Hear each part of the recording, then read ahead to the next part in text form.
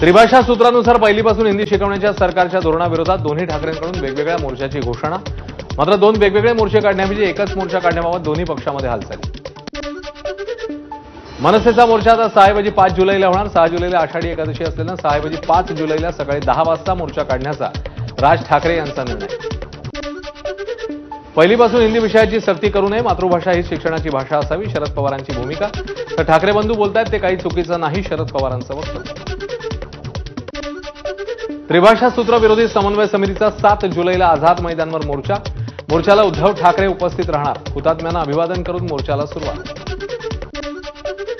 ज्येष्ठ शास्त्रज्ञ रघुनाथ माशेलकरांनी पहिली ते 10वी हिंदी भाषा सक्तीचा मांडलेला अहवाल उद्धव ठाकरेंनी स्वीकारलेला.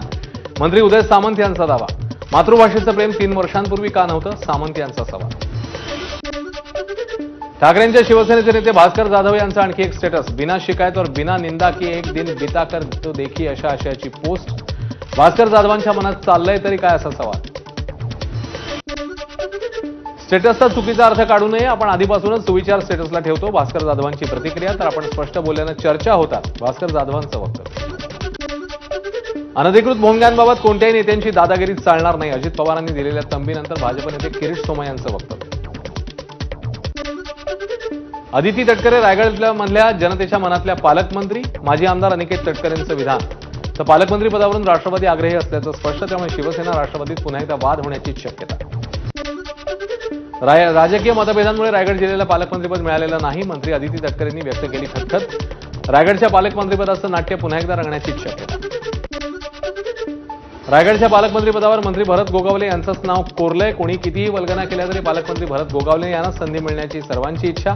शिवसेना युवा जिल्हा प्रमुख विपुल उभारेंचं अनिकेत तटकरेंना प्रत्युत्तर. मंत्री हसन मुश्रीफ यांना उच्च न्यायालयाचा मोठा दिलासा. संताजी घोरपडे कारखान्यात शेअर्स देण्याचं आमिष दाखवून शेतकऱ्यांची फसवणूक केल्याचा होता आरोप. कागल कनिष्ठ न्यायालयात पोलिसांनी सी समरी रिपोर्ट सादर केल्यानं याचिका निकाली. बुधवार पेठेचं नाव मस्तानी पेठकर असे बॅनर लावणाऱ्या विरोधात गुन्हा दाखल. डेक्कन पोलीस ठाण्यात कमलेश प्रधान नावाच्या व्यक्तीने दाखल केली तक्रार. अज्ञात व्यक्तीविरोधात गुन्हा दाखल. बोरिवली देवीपाडा मेट्रो स्टेशन खाली खासगी बसला आग. आगीनंतर देवीपाडा मेट्रो स्टेशन परिसरात धुराचं साम्राज्य. 2 दिवसांपूर्वी संध्याकाळच्या सुमारास लागली होती आग. बोरिवली देवीपाडा मेट्रो स्टेशन खाली लागलेल्या आगीचा धूर मेट्रोमध्येही शिरला होता. संपूर्ण देवीपाडा मेट्रो स्टेशन परिसरात धूर शिरलेला, त्याचा व्हिडिओ सध्या सोशल मीडियावर व्हायरल. वृद्ध आजीला कचऱ्यात टाकण्याआधीचा मुंबईतल्या नातवाचा सीसीटीव्ही समोर. नातवाने रिक्षातनं आजीला जंगलात नेत कचऱ्यात टाकल्याचं उघड. नातू सागर शेवाळेसह 3घांना अटक. मुंबईतल्या मध्य रेल्वेच्या प्रथम श्रेणी डब्यात वाढत्या बिना तिकीट प्रवाशांमुळे तिकीटधारक त्रस्त. 16 ते 24 जून या कालावधीतील तपासणीत 984 विना तिकीट प्रवाशांवर कारवाई. आतापर्यंत 3.18 लाख रुपयांची दंड वसूल. मुंबई शहर आणि उपनगरातल्या उड्डाणपुलाच्या रखडलेल्या कामांना पालिकेकडून गती. शिव उड्डाणपूल 31 मे 2026 पर्यंत वाहतुकीसाठी खुला होणार. पालिका अधिकाऱ्यांना काम वेगाने पूर्ण करण्याचे निर्देश. बुलढाण्यातील कांचनगंगा नदीला महापूर. पावसामुळे नागपूर मुंबई जुना महामार्ग ठप्प. महामार्गावर पाणी आल्यानं काही वाहनं पुराच्या पाण्यात बुडाली. बुलढाण्यातल्या लोणार तालुक्यात पूरस्थिती. लोणार तालुक्यात ढगफुटी सदृश पावसाने शेतांमधील पिकं वाहून गेल्यानं शेतीचं मोठं नुकसान. बुलढाण्यातील मेहकर तालुक्यात नदी नाल्यांना पूर. पुरामुळे मादणी आरेगाव गावांचा संपर्क तुटला. बुलढाण्यातील मेहकर तालुक्यातल्या नदी नाल्यांना पूर. काही गावांचा संपर्क तुटला. अकोला जिल्ह्यातील बार्शी टाकळी तालुक्यातील पिंजरडा नदीला महापूर. पूरस्थितीमुळे अकोला जिल्ह्याशी संपर्क तुटला. अनेक ठिकाणी सखल भागात पाणी शिरलं. नागरिकांचे हाल.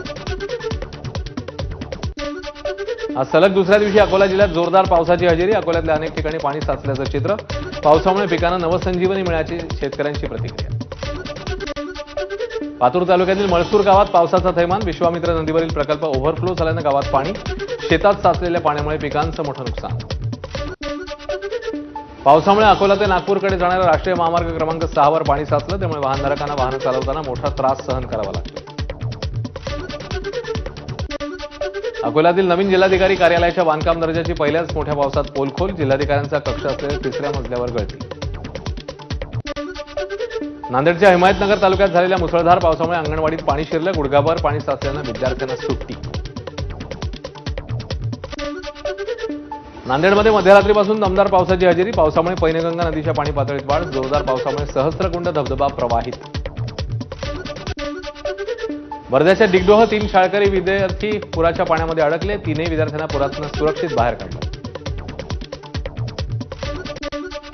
वाशिमच्या उतावळी नदीला पुरात अडकलेल्या एका व्यक्तीची सुटका. नदीच्या नजीक असलेल्या हॉटेलमध्ये रात्रीपासून व्यक्ती अडकल्याची माहिती. वाशिममध्ये सुरू असलेल्या मुसळधार पावसाचा कहर सुरूच. जिल्ह्यातील सर्वात मोठ्या पैनगंगा नदीला पूर. पहिल्यांदाच जून महिन्यात नदी ओसंडून वाहू लागली. वाशिम जिल्ह्यातल्या एरंडा गावाला चारही बाजूनी पुराच्या पाण्याचा वेढा. पुरामुळे गावाचा तालुका आणि जिल्ह्याशी संपर्क तुटला. वीज पुरवठा खंडित. वाशिम जिल्ह्यामध्ये मुसळधार पावसाने जनजीवन विस्कळीत. पावसामुळे जिल्ह्यातल्या नदी नाल्यांना पुराचं रूप. नदीकाठी असलेल्या शेत जमिनींना पावसामुळे मोठा फटका. वाशिमच्या उतावळी नदीला पूर आल्यानं छत्रपती संभाजीनगर ते नागपूर महामार्गावरची वाहतूक ठप्प. मात्र थोडं पाणी कमी झाल्यानं जीव धोक्यात टाकत नागरिकांची पुलावरून वाहतूक सुरू. यवतमाळमध्ये पावसाची जोरदार बॅटिंग. घाटंजी शहरातील इंदिरा आवास भागातील घरांमध्ये रस्त्याचं पाणी. घरात पाणी शिरल्यानं अनेक घरांचं नुकसान.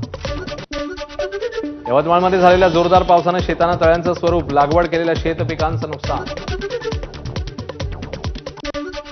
गणपतीपुळे मंदिराला खवळलेल्या समुद्राचा फटका. मंदिर परिसरात समुद्राच्या लाटांचं पाणी. थेट मंदिर परिसराच्या भिंतीपर्यंत समुद्राच्या लाटा. कोकणात सलग 2 दिवस समुद्राला उधाण. सध्या कोकण भागात किनारपट्टी भागात उंच लाटा कोसळताना दिसत आहेत. त्यामुळे नागरिकांना काळजी घेण्याचं आवाहन. जोरदार पावसामुळे गोव्यातलं साळावली धरण तुडुंब भरलं. ओव्हरफ्लो झालंय. नयनरम्य दृश्य बघण्यासाठी स्थानिकांसह पर्यटकांची गर्दी.